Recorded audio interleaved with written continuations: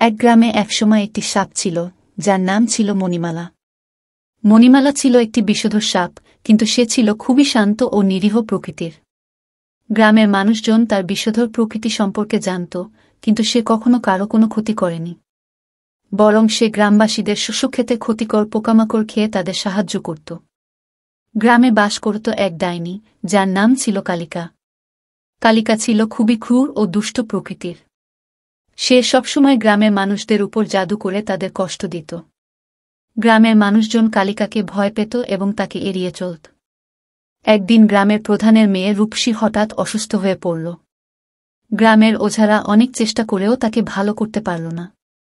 তখন গ্রামের প্রধান মণিমালার কাছে সাহায্য চাইলেন।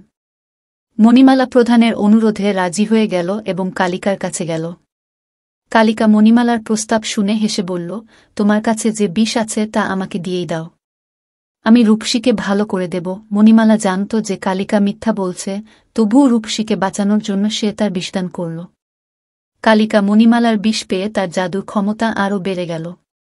সে রূপসীকে ভালো না করে আরও অসুস্থ করে তুলল। গ্রামবাসীরা খুবই ভীত হয়ে পড়ল। তখন মণিমালা তার সমস্ত শক্তি দিয়ে কালিকার বিরুদ্ধে লড়াই শুরু করল। মণিমালার শক্তি ও সাহস দেখে কালিকা ভীত হয়ে পড়ল এবং সে পালিয়ে গেল। গ্রামের মানুষজন মণিমালার সাহস ও আত্মত্যাগের জন্য তাকে সম্মানিত করল।